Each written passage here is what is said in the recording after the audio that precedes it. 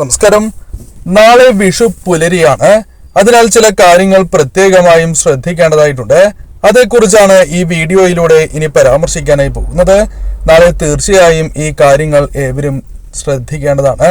ക്ഷേത്രത്തിൽ പോകുമ്പോഴും ഈ കാര്യങ്ങൾ ശ്രദ്ധിക്കണം. കൂടാതെ നാളെ ജപിക്കേണ്ടതായ വിശേഷപ്പെട്ട മന്ത്രങ്ങളുണ്ട്. ഈ മന്ത്രം നാളെ ജപിക്കുന്നതിലൂടെ സർവ്വ സൗഭാഗ്യങ്ങളും ഐശ്വര്യങ്ങളും വന്നു ചേരും. ഒരേ ഒരു തവണ മാത്രമാണ് ജപിക്കുവാൻ സാധിച്ചുള്ളൂ എങ്കിൽ പോലും അത് മഹാഭാഗ്യമായി തന്നെ ജീവിതത്തിലേക്ക് കടന്ന് വരാവുന്നതാണ്. എന്തെല്ലാം കാര്യങ്ങൾ പ്രധാനമായും ശ്രദ്ധിക്കണം, കുളിക്കുമ്പോൾ ശ്രദ്ധിക്കേണ്ടതായ ചില കാര്യങ്ങളെക്കുറിച്ചും ഈ വീഡിയോയിലൂടെ വിശദമായി തന്നെ മനസ്സിലാക്കാം. ഏവർക്കും ഹൃദയം നിറഞ്ഞ വിഷു ആശംസകൾ. ഏവരും ഒരു നിമിഷം സാക്ഷാൽ ശ്രീകൃഷ്ണ ഭഗവാനെ വന്ദിക്കുക. ഓം ക്ലീം കൃഷ്ണായ നമ എന്ന ഭഗവാന്റെ അതിവിശേഷപ്പെട്ടതായ നാമം കമന്റ് ബോക്സിൽ രേഖപ്പെടുത്തുക.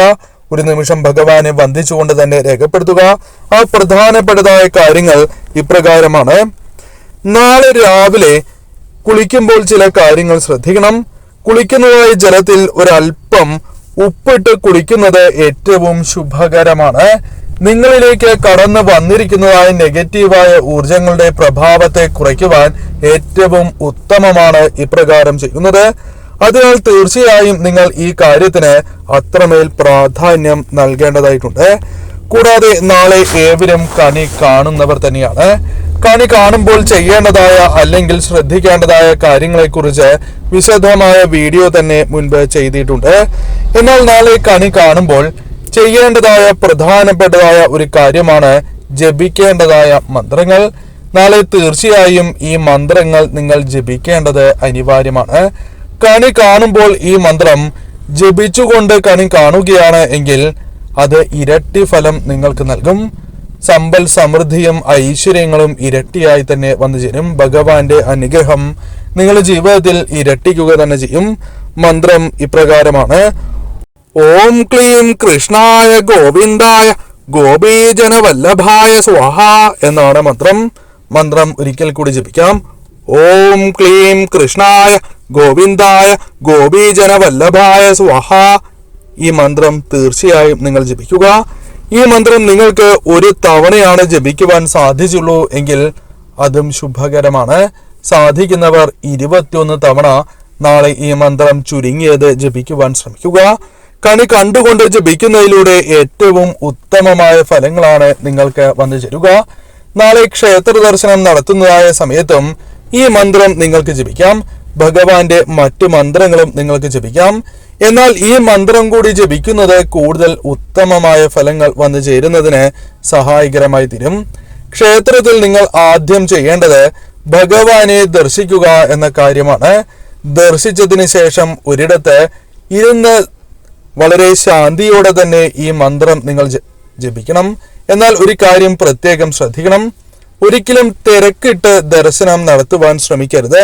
അല്പസമയം ക്ഷേത്രത്തിൽ ഇരുന്നു കൊണ്ട് തന്നെ ഈ മന്ത്രം നിങ്ങൾ ജപിക്കേണ്ടതായിട്ടുണ്ട്. 11 തവണയാണ് ഈ മന്ത്രം ക്ഷേത്രത്തിലിരുന്ന് ഏറ്റവും കുറഞ്ഞ തവണയായി ജപിക്കേണ്ടത്.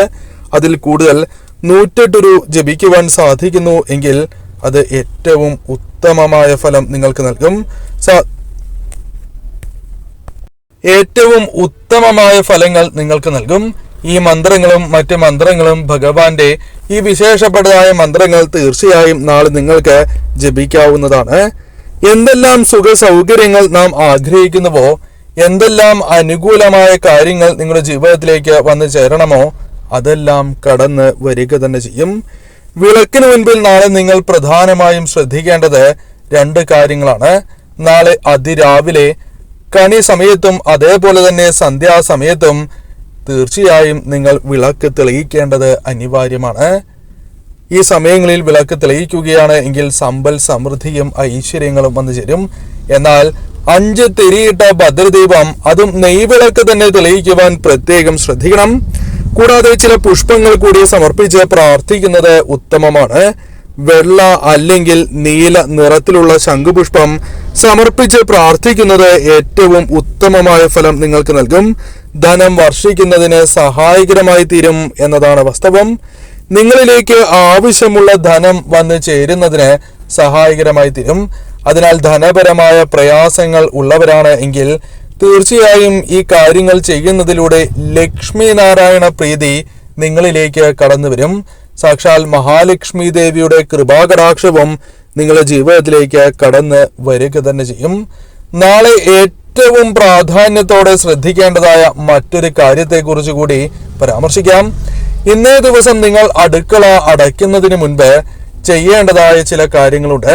അതിൽ ആദ്യത്തേതായ കാര്യം, ഇന്നേ ദിവസം ഒരു പാത്രത്തിൽ നിറകുട ജലം വയ്ക്കുക എന്നതാണ്.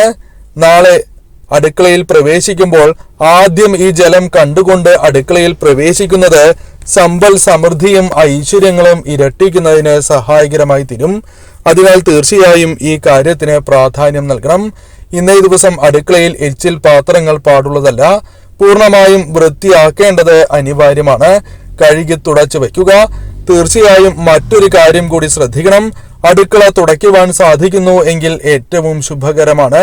അടുപ്പ് വൃത്തിയാക്കേണ്ടതായിട്ടുണ്ട്. മറ്റൊരു കാര്യം നിങ്ങൾ ശ്രദ്ധിക്കേണ്ടതായ കാര്യം, നാളെ അടുക്കളയിൽ പ്രവേശിക്കുമ്പോൾ കുളിച്ചതിന് ശേഷം മാത്രമേ അടുക്കളയിൽ പ്രവേശിക്കുവാൻ പാടൂ. ആ കാര്യം തീർച്ചയായും നിങ്ങൾ ശ്രദ്ധിക്കണം. അസുഖബാധിതരായ വ്യക്തികളാണ് എങ്കിൽ തീർച്ചയായും നാളെ നിങ്ങൾക്ക് കുളിക്കുവാൻ സാധിക്കാത്തതായ സാഹചര്യമാണ് എങ്കിൽ തീർച്ചയായും അടുക്കളയിൽ കയറാം. അതല്ല, മറ്റു വ്യക്തികളാണ് എങ്കിൽ നാളെ കുളിച്ചതിന് ശേഷം കയറുന്നതാണ് ഏറ്റവും ശുഭകരം. നാളെ അടുക്കളയിൽ കയറും മുൻപ് കുളിക്കണം എന്ന കാര്യം ശ്രദ്ധിക്കുന്നത് പോലെ തന്നെ കണി കണ്ടതിന് ശേഷമാണ് അടുക്കളയിൽ പ്രവേശിക്കേണ്ടത് എന്ന കാര്യത്തിനും പ്രാധാന്യം നൽകുക. അതേപോലെ ചോറ് പാകമാകുമ്പോൾ ഒരു പിടി ചോറ് ആദ്യം നിങ്ങൾ എടുത്തു മാറ്റി വെക്കണം. ആ ചോറ് കാക്കയ്ക്ക് അവകാശപ്പെട്ടതാണ്. എത്ര വലിയ ദുരിതത്തിലൂടെ നിങ്ങൾ കടന്നു പോകുന്നു എങ്കിലും, പ്രധാനമായും പിതൃദോഷങ്ങൾ നിങ്ങളെ ബാധിച്ചിട്ടുണ്ട് എങ്കിൽ പോലും നിങ്ങൾക്ക് അത്തരത്തിലുള്ള ദോഷങ്ങളിൽ നിന്നും പൂർണ്ണമായ സംരക്ഷണമാണ് വന്നു ചേരുക. അതിനാൽ ഒരു പിടി ചോറ് കാക്കയ്ക്ക് മാറ്റിവെക്കുക. മറ്റ് മൃഗങ്ങൾക്കും പക്ഷികൾക്കും ചോറ് നൽകുന്നതും ഏറ്റവും ശുഭകരം തന്നെയാകുന്നു. നാളെ ഒരു തുളസിയിലെങ്കിലും പൂർണ്ണ ഭക്തിയോടെ ഭഗവാന്റെ കാൽപാദങ്ങളിൽ സമർപ്പിക്കുവാൻ സാധിക്കുന്നു എങ്കിൽ ഏറ്റവും വിശേഷമാണ്. സാധിക്കുന്നവരാണ് എങ്കിൽ തുളസിമാല ചാർത്തുന്നത് ഏറ്റവും ഉത്തമമാകുന്നു. അത് നിങ്ങൾ തന്നെ കെട്ടിയതാണ് എങ്കിൽ ഇരട്ടി ഫലദായകമാണ്. സാധിക്കാത്തവരാണ് എങ്കിൽ ശ്രീകൃഷ്ണ ക്ഷേത്രത്തിൽ ദർശനം നടത്തുമ്പോൾ ഈ വഴിപാട് നിങ്ങൾക്ക് നടത്താം. അതായത് തുളസിമാല നാളെ ഭഗവാന് ചാർത്തുന്നത് അത്രമേൽ ശുഭകരമായ ഫലങ്ങൾ നൽകും. നിങ്ങളുടെ ജീവിതത്തിൽ സന്തോഷകരമായ വാർത്തകൾ, ശുഭകരമായ വാർത്തകൾ, നിങ്ങൾ കാണാനോ കേൾക്കാനോ ആഗ്രഹിച്ചതായ കാര്യങ്ങൾ നിങ്ങളുടെ ജീവിതത്തിലേക്ക് കടന്നു വരും. അത്തരത്തിൽ ശുഭകരമായ കാര്യങ്ങൾ ഭഗവാന്റെ കൃപാ കടാക്ഷത്താൽ വന്നു ചേരും. രോഗദുരിതങ്ങളാൽ പ്രയാസങ്ങൾ അനുഭവിക്കുന്നവരാണ് നിങ്ങൾ എങ്കിൽ പോലും അതിൽ നിന്നും മോചനം ലഭിക്കുവാൻ നിങ്ങൾക്ക് സാധിക്കും. തീർച്ചയായും ഈ കാര്യങ്ങൾ പ്രത്യേകം ശ്രദ്ധിക്കുക. ഇന്നേ ദിവസം കൈയും കാലും മുഖവും കഴുകിയതിനു ശേഷം ഭഗവാന്റെ ഏറ്റവും വിശേഷപ്പെട്ടതായ മന്ത്രമായ ഓം ക്ലീം കൃഷ്ണായ നമ എന്ന് 11 തവണ ഉരുവിട്ടതിന് ശേഷം കിടക്കുകയാണ് എങ്കിൽ അത് സർവ്വ ഐശ്വര്യപ്രദമാണ്. ശേഷം കണി കൂടി കാണുന്നതിലൂടെ ഐശ്വര്യം വർദ്ധിക്കുക തന്നെ ചെയ്യും. ഈ കാര്യത്തിന് തീർച്ചയായും നിങ്ങൾ പ്രാധാന്യം നൽകുക. ഈ പരാമർശിച്ചിരിക്കുന്നതായ കാര്യങ്ങൾ എല്ലാം തന്നെ പൂർണ്ണമായ വിശ്വാസത്തോടെ തന്നെ ഭഗവാനിൽ പൂർണ്ണമായും വിശ്വസിച്ചുകൊണ്ട് തന്നെ നിങ്ങൾ ചെയ്യേണ്ടതായിട്ടുണ്ട്. സർവ്വ ഐശ്വര്യങ്ങൾ തന്നെ നിങ്ങളുടെ ജീവിതത്തിലേക്ക് കടന്ന് വരിക തന്നെ ചെയ്യും.